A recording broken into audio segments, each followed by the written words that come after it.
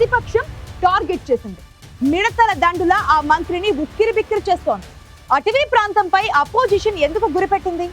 హైదరాబాద్ లో కూర్చొని గిరిజన మంత్రిని టార్గెట్ చేయాల్సిన అవసరం ఏమొచ్చింది? ప్రజా ఉద్యమాల పేరుతో ఆ మంత్రిని ఇరకాటంలో పెట్టే ప్రయత్నం వెనుక ఆ పార్టీ వ్యూహం ఏంటి?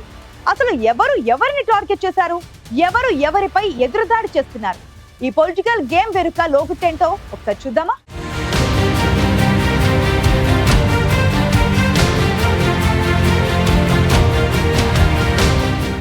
దట్టమైన అభయారణ్యంలో పచ్చటి చెట్ల నడుమ పక్షుల కిలకిల రాగాలతో తెల్లవారే ఆ ప్రాంతం ఈ మధ్య నిత్యం ఆందోళనలతో అట్టడుగుతోంది.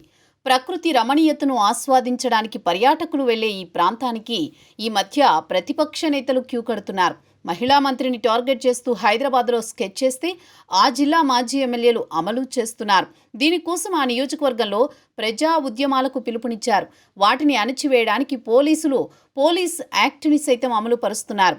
అదే చోట మరోవైపు ఆపరేషన్ కగార్తో అటవీ ప్రాంతంపై ముప్పేట దాడి జరుగుతోంది. దీంతో ఆ మంత్రి ప్రతిపక్షాలను, కేంద్ర ప్రభుత్వ చర్యలను ఎదుర్కొంటూ ఉక్కిరిబిక్కిరి అవుతున్నారు. ఒకప్పుడు ములుగు అనగానే మారుమూల ప్రాంతంగా చూసేవారు. రాజకీయంగా కూడా ఈ ప్రాంతం పెద్ద ఫోకస్లో ఉండేది కాదు. కానీ ఇప్పుడు అక్కడి నుంచి ప్రాతినిధ్యం వహిస్తోన్న సీతక్క మంత్రి కావడంతో అందరి చూపు అటువైపే ఉంది.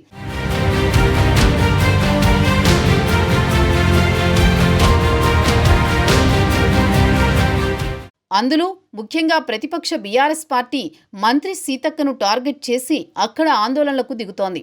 సీఎం రేవంత్ రెడ్డికి అత్యంత సన్నిహితురాలిగా, ప్రభుత్వంలో కీలక మంత్రిగా ఉన్న సీతక్కని టార్గెట్ చేస్తే ఉమ్మడి వరంగల్ జిల్లాలోని 11 మంది కాంగ్రెస్ ఎమ్మెల్యేల ఆత్మస్థైర్యాన్ని దెబ్బకొట్టొచ్చనే ప్లాన్తో ఉంది అపోజిషన్. దాని ఎఫెక్ట్ రాష్ట్రమంతా ఉంటుందని, సీఎం రేవంత్ రెడ్డిని ఇరకాటంలో పెట్టొచ్చనే మంత్రి సీతక్కని లక్ష్యంగా చేసుకున్నట్టు భావిస్తున్నారు. అందులో భాగంగానే ఇటీవల ప్రజా నిరసన పేరుతో కార్యక్రమం చేపట్టి 3 మాజీ ఎమ్మెల్యేలు అక్కడికి వెళ్లారు. ములుగు నియోజకవర్గం నుంచి 3వ గెలిచి మంత్రి అయిన సీతక్క తెలంగాణ సీఎం రేవంత్ రెడ్డికి అత్యంత సన్నిహితురాలు కావడంతో పాటు కీలక శాఖల బాధ్యతలు చూస్తున్నారు. సొంత నియోజకవర్గం ములుగులో ప్రతిపక్షాలు గొంతెత్తకుండా ప్రజాక్షేత్రంలో ముందుకు వెళుతున్న మంత్రి సీతక్కని బీఆర్ఎస్ పార్టీ నేతలు టార్గెట్ చేశారు. అక్కడ జరిగే ప్రతి విషయాన్ని ఉద్యమంగా మలిచే ప్రయత్నం చేస్తున్నారు. ఇటీవల ఇందిరమ్మ ఇళ్లు రాలేదని చుక్క రమేష్ అనే యువకుడు ఆత్మహత్య చేసుకోవడంతో నిరసనలకు పిలుపునిచ్చింది బీఆర్ఎస్. పార్టీ మాజీ ఎమ్మెల్యేలు పెద్ది సుదర్శన్ రెడ్డి, గండ్ర వెంకటరమణారెడ్డి, దాస్యం వినయ్ భాస్కర్ అక్కడికి వెళ్లి మరీ కార్యక్రమాలలో పాల్గొని మంత్రిపై తీవ్రస్థాయిలో విమర్శలు చేశారు. అసెంబ్లీ ఎన్నికల్లో బీఆర్ఎస్ అభ్యర్థిగా పోటీ చేసిన జెడ్పీ మాజీ చైర్మన్ బడే నాగజ్యోతి ఈ నిరసనల్లో కీలకంగా వ్యవహరించారు. బీఆర్ఎస్ అధికారంలో ఉన్నప్పుడు ఎన్ని ఒత్తిళ్లొచ్చినా ఆ పార్టీలో చేరలేదని, కక్షపూరితంగా ఈ కుట్రలు పన్నుతున్నారని మంత్రి సీతక్క ఎదురుదాడి చేస్తున్నారు.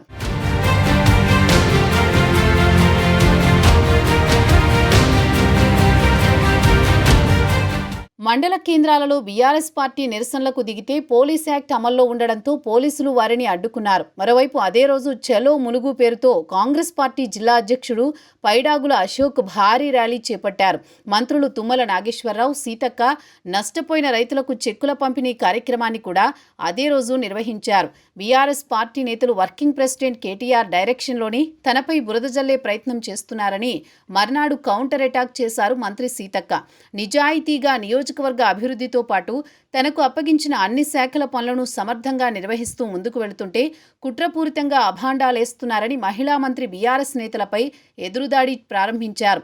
చుక్కా రమేష్ని బీఆర్ఎస్ నేతలే ఆత్మహత్యకు ప్రేరేపించేలా రెచ్చగొట్టి తర్వాత చావును రాజకీయంగా వాడుకోవడం వాళ్లకు అలవాటైందని విమర్శించారు.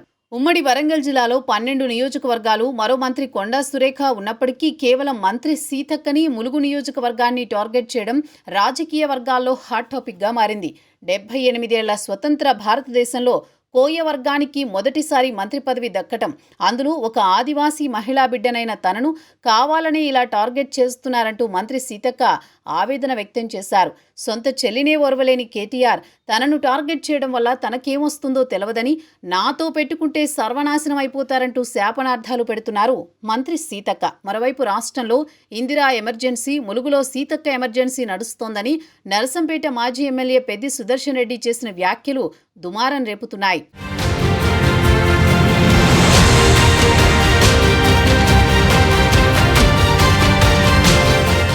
బీఆర్ఎస్ తనను టార్గెట్ చేయడంతో సీతక్క కూడా ఎక్కడా తగ్గడం లేదు. ములుగులో నడుస్తుంది ప్రజా పాలన అని, ఇందిరమ్మ రాజ్యమని అంటున్నారు. 10 ఏళ్లలో అధికారంలో ఉన్నప్పుడు ములుగు నియోజకవర్గంలో ఎన్ని కేసులు నమోదు చేశారు, ఎంతమంది ఆత్మహత్యలకు కారణమయ్యారో ప్రజలకు తెలుసంటున్నారు సీతక్క. లెక్కలు కావాలంటే ఎన్ని కేసులు నమోదయ్యాయో లెక్కలతో చెప్పడానికి తాను సిద్ధమని సవాల్ విసిరారు మహిళా మంత్రి. దుబాయ్లో స్టూడియోలు పెట్టి నాపై బురద జల్లే వార్తలు ప్రచారం చేసినంత మాత్రాన తనకేమీ నష్టం లేదని, అప్పుడు ఇప్పుడు ఎప్పుడైనా ప్రజాబలం ఉన్న నాయకురాలినని కౌంటర్ అటాక్ చేశారు మంత్రి సీతక్క. కేటీఆర్ ని శాపనార్థాలు పెట్టే మంత్రి సీతక్క ములుగు నియోజకవర్గ అభివృద్ధికి ఏం చేశారో చెప్పాలంటూ మాజీ మంత్రి సత్యవతి రాథోడ్ మరోవైపు నుంచి దాడి చేస్తున్నారు. ములుగును జిల్లా చేసి జిల్లాలోని ప్రతి మండలాన్ని, గ్రామాన్ని, తండాను అభివృద్ధి దిశగా తీసుకువెళ్లిన చరిత్ర బీఆర్ఎస్ది అంటున్నారు మాజీ మంత్రి. తనకు ఎదురు లేదనే ఓవర్ కాన్ఫిడెన్స్ తో సీతక్క మాట్లాడుతున్నారే తప్ప ములుగులో అభివృద్ధి శూన్యమంటున్నారు సత్యవతి రాథోడ్. ప్రజలు అన్నీ గమనిస్తున్నారని, వచ్చే ఎన్నికల్లో మంత్రి సీతక్కకు తగిన బుద్ధి చెబుతారన్నారు. తన అనుచరులతో ఇసుక మాఫియా, మైనింగ్ మాఫియా చేస్తున్నారంటూ మంత్రి సీతక్కపై బీఆర్ఎస్ ఎమ్మెల్యేలు ఎదురుదాడి చేస్తున్నారు.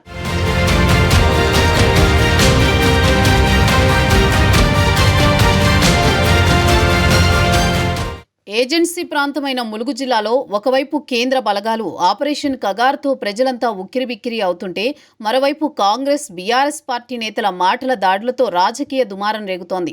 మంత్రి సీతక్కపై బీఆర్ఎస్ అటాక్ సక్సెస్ అయ్యే అవకాశాలు కనిపించడం లేదని భావిస్తున్నారు రాజకీయ విశ్లేషకులు. కాంగ్రెస్ శ్రేణులు ఎప్పటికప్పుడు ఎదురుదాడి చేస్తున్నారు. సీతక్కపై ఆరోపణలను నిరూపించాలని కాంగ్రెస్ నేతలంటుంటే, అప్పుడు ఇప్పుడు జరిగిన అభివృద్ధిపై చర్చకు సిద్ధమంటోంది బీఆర్ఎస్. సవాళ్లు ప్రతి సవాళ్ల పక్కన పెడితే కక్షపూరిత, కుట్రపూరిత రాజకీయాలకు ములుగులో స్థానం లేదన్న మాట వినిపిస్తోంది. అభం శుభం తెలియని ఆదివాసీ, గిరిజన బిడ్డలుండే చోట ఇలాంటి రాజకీయం తగదన్న చర్చ నడుస్తోంది.